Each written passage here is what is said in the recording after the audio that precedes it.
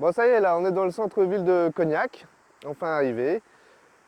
C'est sympa, hein, c'est sympa. Là où on est à l'hôtel de ville, vous avez vu ça un peu derrière moi, là? L'hôtel de ville, on se met bien à Cognac, hein? Hein? Ah, on se refuse rien. J'ai rarement vu ça, l'hôtel de ville, il est dans un parc, un joli petit parc, très sympathique. En tout cas, on fait la petite visite du centre-bourg avant d'aller au château. On va faire la visite du château et surtout on va boire un petit cognac ou deux petits cognacs. Ça dépend de l'offre. On va aller voir ça. Bon, on fait la petite visite et puis on se retrouve devant le château.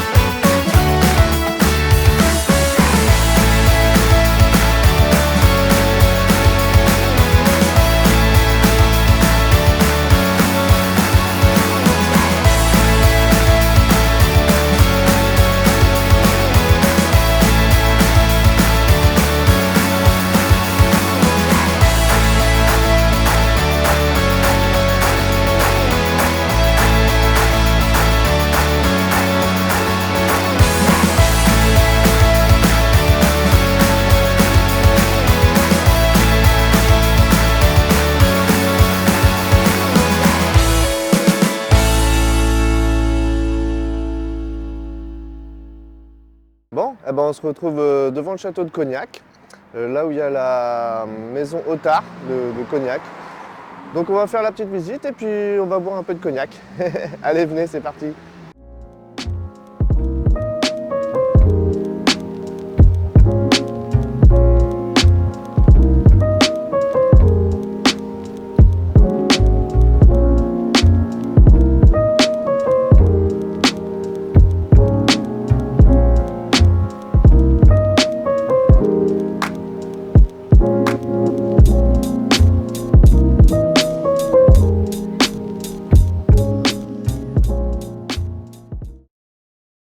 La Révolution française, elle, va faire que ce type de monument passe au niveau bien national, si vous voulez. Donc cela veut dire que le baron Otard va pouvoir en faire l'acquisition. D'accord. Lui, c'est un ingénieur de haut niveau avec une remarquable connaissance du commerce international.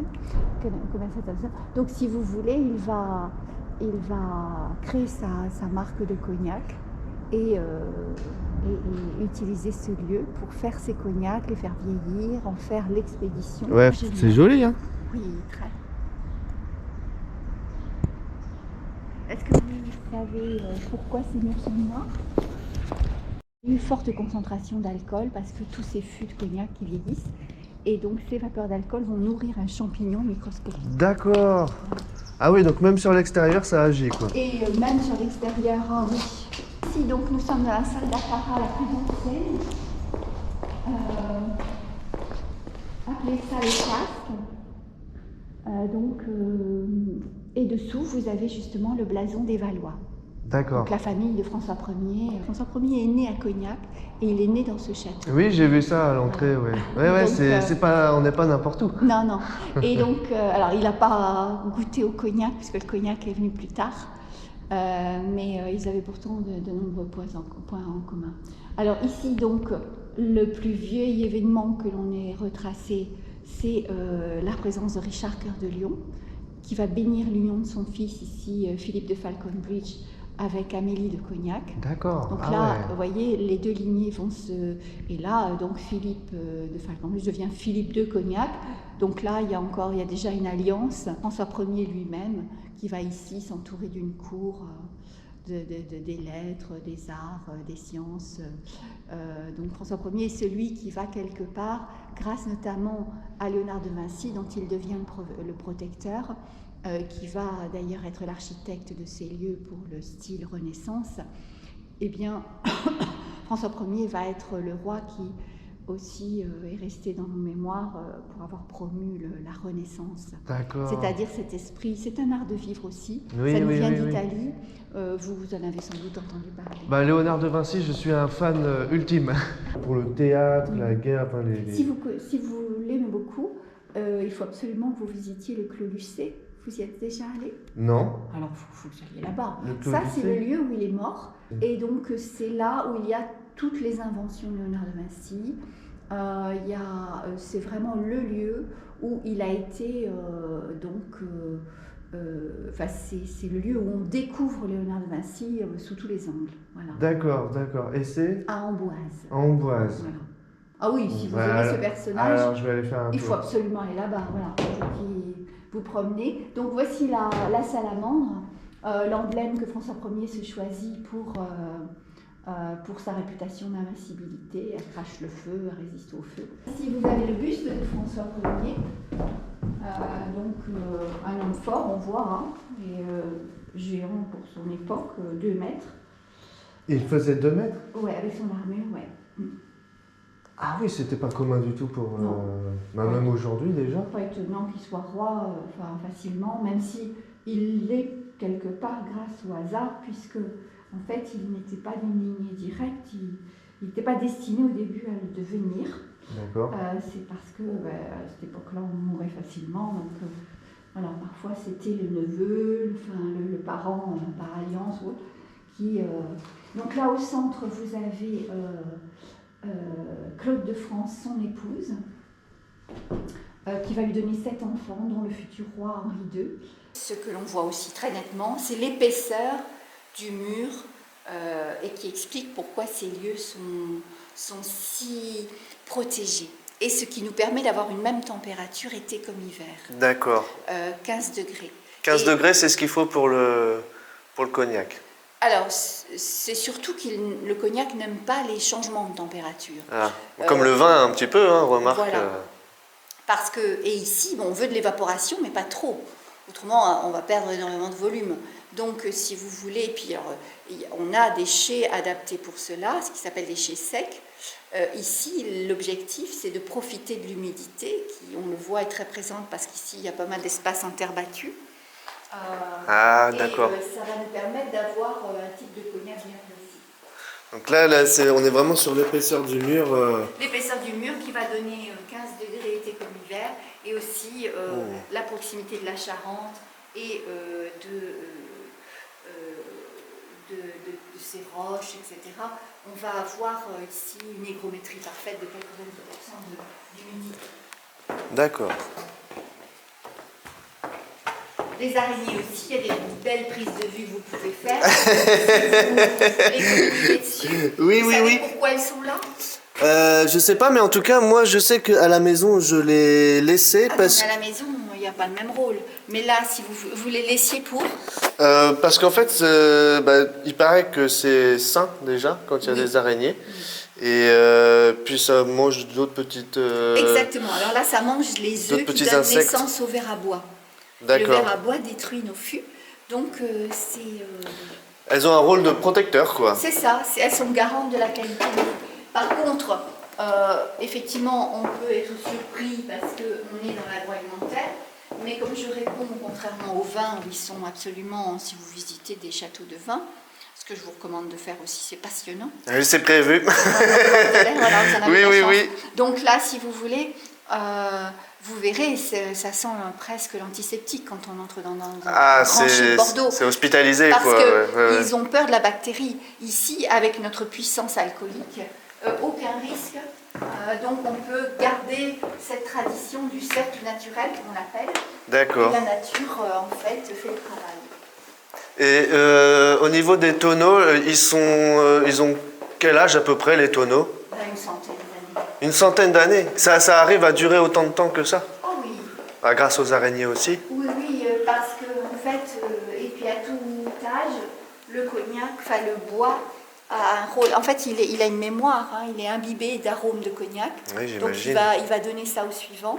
On les bouge jamais, en fait. On pompe le cognac ou on en remet dedans, vous voyez, par la bonde, c'est-à-dire l'ouverture sur le dessus du fût. D'accord. Ah, c'est ça, ok. À partir de là. Ok, donc il ne bouge pas. Voilà. Oh, cette odeur est vraiment...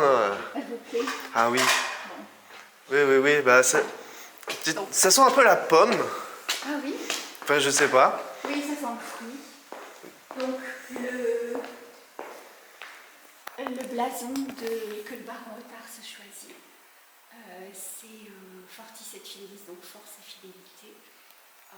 C'est toujours le logo de la marque baron Otard. D'accord. La famille Otard doit être connue. Alors, Moi, je la ce n'est connaissais plus- pas, mais... Non, ils ne sont plus... Il est mort en 1824. Donc en fait, après c'est une autre grande famille locale qui a fait l'acquisition du château et de la marque. D'accord. Et ensuite, donc là c'est notre groupe Bacardi. Aujourd'hui on est la propriété du groupe Bacardi. Bacardi, ok, d'accord. Oui, Qui font des rhums aussi. Qui font des rhums. Oui. Voilà. Donc le cognac c'est d'abord une appellation d'origine contrôlée. Oui, oui, oui. Donc ça veut dire que pour avoir droit à l'appellation cognac, il faut que le vin soit produit et distillé dans cette zone-là. Donc le chinois ne pourra pas vendre de cognac. Non, voilà, il a eu du mal à l'accepter. Oui, Il mais... a fini par en convenir. Oui, ils sont pas contents de plein de trucs comme ça, mais... Alors, Grande Champagne, quand même, quelques caractéristiques. Ils sont connus surtout pour leur finesse et leur élégance. Borderie, on parle ici d'arômes très floraux, une puissance aromatique exceptionnelle. D'accord. Et enfin, fin bois, bon bois. On a là des crus souvent qui sont surtout réputés pour vieillir plus rapidement que les autres. Ok. Ensuite, le raisin, lui, eh bien, si vous voulez, c'est quasiment le même pour tous les producteurs, à hauteur de 95% et plus. C'est le même raisin qui est sur le territoire cognac, l'Uni blanc, parce que c'est lui qui convient le mieux. Donc c'est du raisin blanc. C'est du raisin blanc. Ok. Et il y en a deux autres sortes qui sont autorisées pour l'appellation, Colombard et Folle Blanche. Ils ont D'accord. quasiment disparu. Et là, c'est celui-là. Ici, double distillation. Ici, vous avez la chaudière, donc où on porte le vin à ébullition qui fait 8-10. Les vapeurs s'élèvent, aboutissent directement dans le serpentin, qui est immergé dans de l'eau froide constamment renouvelée. Donc là, il y a condensation, retour à l'état liquide. Et au bout d'une dizaine d'heures, du vin qui faisait 10, on passe à 27-30 degrés d'alcool. c'est rapide quand C'est ce qui s'appelle le brouillis. Oui. Et le lendemain, on prend notre brouillis, on le distille à peu près de la même manière. Donc on refait un tour. C'est la particularité du cognac, c'est distillé deux fois, à deux fois, reprises. ok. Donc, vous voyez, le vieillissement se fait toujours dans des petits fûts. D'accord. Lorsque vous voyez ce type de tonneau, c'est ce qu'on utilise pour y faire les mariages de cognac. D'accord, ok. Est-ce qu'ils vont jusqu'à combien de mélanges des fois? C'est pas forcément deux cognacs différents, ça peut être... Alors chez nous, c'est 5. On va 5, utiliser d'accord. 5 décrus pour tous nos assemblages. Toujours? Ah oui. Enfin, À différents niveaux. C'est ça, par Ok. exemple. Alors ensuite, les appellations, si c'est valable pour toutes les marques, vous avez le plus jeune commercialisé, c'est 2 ans. C'est VS en fait. D'accord. Voilà. VSOP 4 ans et XO 10 ans. XO, c'est 10... Donc à chaque fois qu'on voit XO, c'est 10 ans. Vous avez la garantie que c'est le minimum dans la bouteille. Voilà. D'accord. Ensuite, le maître de chez, lui, nous, on va de 10 à 40 ans. Voyez, Ah, il y a des... en Ah termes oui. d'âge, vous voyez là un petit peu le panel. Mais Et- c'est des XO qui ont... Non, c'est pour faire l'XO. D'accord. L'XO Baron Otard, il y a l'XO des autres marques. Chacun a sa recette. Le maître de chez, quelque part, avec le responsable de marque, si vous voulez, ils ont leur style de cognac. On a notre style de cognac. Donc, on a fait des créations, comme chaque marque. Quand c'est des assemblages, légalement, ils portent ces appellations VS, VSOP, XO du plus jeune au plus vieux. Et c'est une réglementation qui garantit au consommateur un minimum d'âge avec ces appellations, mais ensuite le maître de chez a toute latitude pour utiliser ces autres ingrédients, D'accord. entre guillemets. Donc il va utiliser différents âges en respectant, par exemple pour l'XO, toujours le minimum 10 ans. Voilà, il va utiliser différents crus aussi, mais c'est lui qui choisit. L'idée, c'est qu'il donne naissance à un goût, à un cognac qui va être de tel ou tel style, c'est-à-dire floral, fruité, je ne sais, moi, enfin, épicé. Vous voyez, grosso modo, c'est un petit peu ça. Oui. Et suivant, et ensuite, bon, il y a le moment de la création, mais l'art va surtout consister à reproduire, savoir toujours reproduire le même goût, de façon que quand vous goûtez un XO maintenant ou dans 3 ans, vous trouviez le même goût. Oui. Voilà. Oui, ça doit être très précis. Mais en fait, on se rapproche beaucoup de l'univers des parfums, puisque beaucoup de ce travail s'appuie sur le nez. D'accord. Et donc, c'est le maître de chez et son équipe qui ont cette capacité à déguster. Ça doit être sympathique comme métier. Je les envie. Oui, parce que il y a l'air d'avoir vraiment des cognacs d'exception, quoi.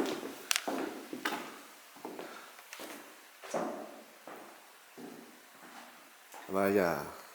Donc ici, c'est très important, nous sommes à la fois dans ce qui fut l'ancienne chapelle du château, on voit ces piliers là qui restent, et qui attestent de ce passé. Donc vous pouvez imaginer François Ier, 1494, 3 jours après sa naissance, il est baptisé ici.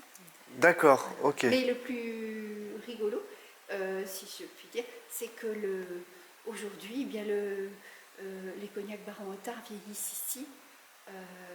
Une deuxième marque que nous avons de cognac qui s'appelle Ducé et qui est notre cognac le plus moderne.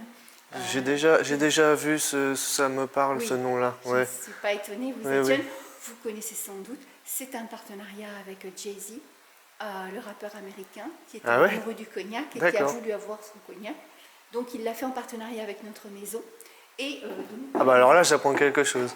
voilà. Et donc ce cognac, il vieillit ici. Si la bouteille VSOP et XO, il y a 2 qualités. Et les qualités Baron Otard sur la gauche, donc inspirées de la forme d'une goutte de cognac. Très belle bouteille. Bouteille. Très belle bouteille, Oui, je suis trouve.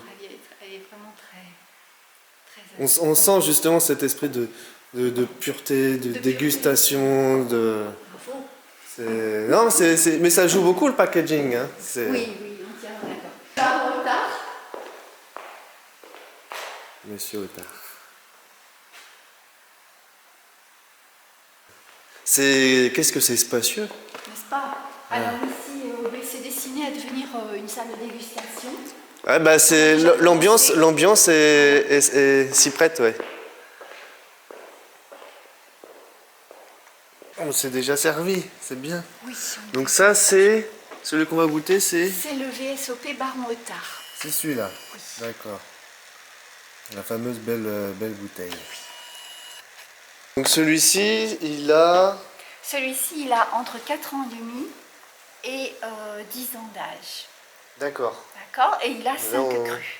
On ne sait pas, d'accord. Ah oui, Et vous ne dégustez pas? non, je n'ai pas le droit. C'est vrai? Bon, je pense, enfin, voilà, travail, normalement, oui, ça fait partie de la loi du travail, on ne doit pas boire au travail. Donc, profitez, dégustez, bien. Peut-être allez vous trouver, donc le maître de chez a identifié des notes de poire, petite touche de vanille, aussi un peu de fleurs de vigne, ou fleurs de tilleul, enfin, le côté un peu infusion. Mais surtout la rondeur, hein. Normalement par rapport, ou le moelleux, par rapport à un VSOP, si vous êtes amené à déguster d'autres VSOP, vous verrez. Oui. Chez nous, il y a ce côté moelleux qui nous distingue grâce à ces lieux exceptionnels où ces cognacs vieillissent. Bah c'est bon, hein.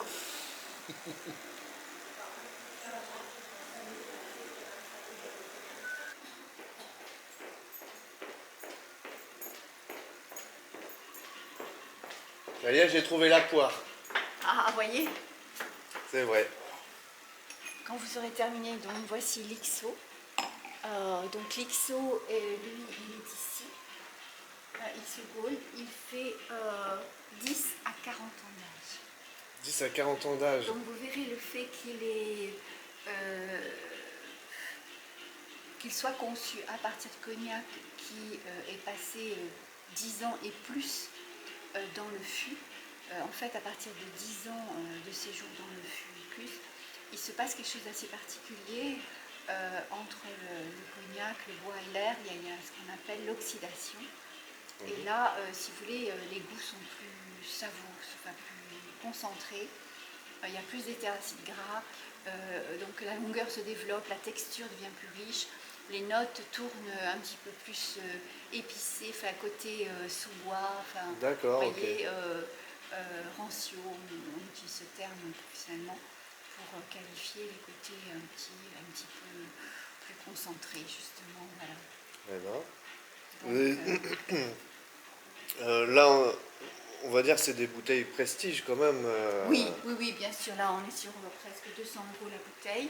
Mais bon, ça reste avec 40 ans d'âge pour le plus vieux. Oui.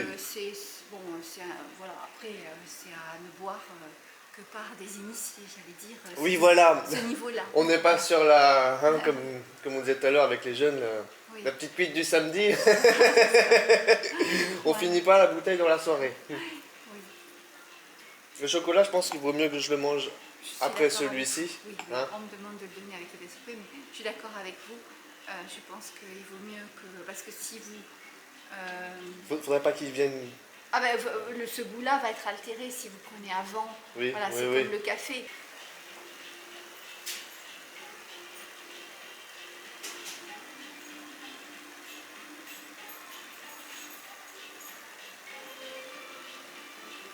Ah, le XO Gold est vraiment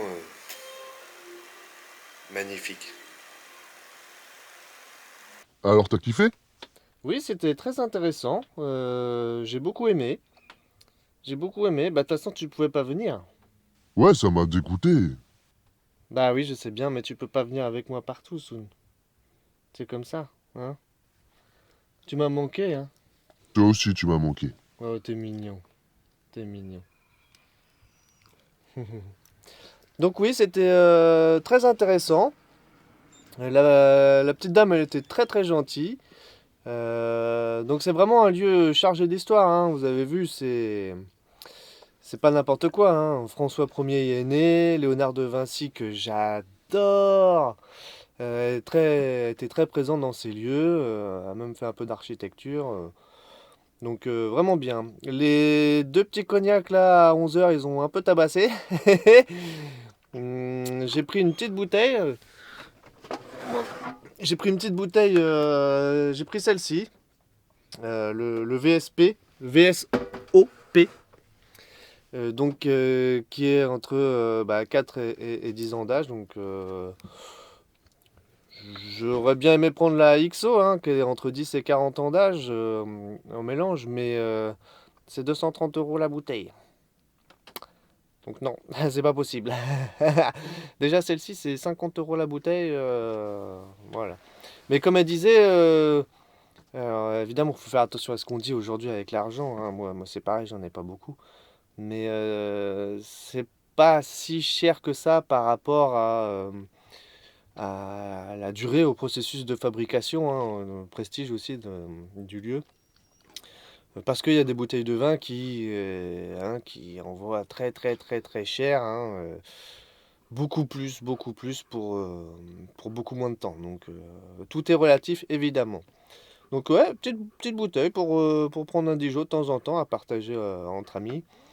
Bon, j'en ai pas beaucoup dans le secteur. Qu'est-ce que j'entends? Et moi, je compte pour du beurre? Et oui, à toi, Soun. Évidemment qu'il y a toi. Ouais. Je t'oublie pas, hein, tu sais. Hein? Tu fais bisous? Non, j'ai pas envie. Tu boudes? Possible. Ah, il boude. Bon, tu sais ce qu'on va faire, Soun? Je mange et après, on va faire une grosse balade dans le bois à côté. Ça roule? Carrément. Mhm. Le bois à côté, c'est le parc François 1er. Hein. Bon, bah, tout est à lui hein, dans le secteur. On va aller voir si on trouve des petits copains pour jouer. Hein. Ouais, des copains. Bah ouais, bah oui. T'as envie de jouer, t'as envie de te promener. Hein.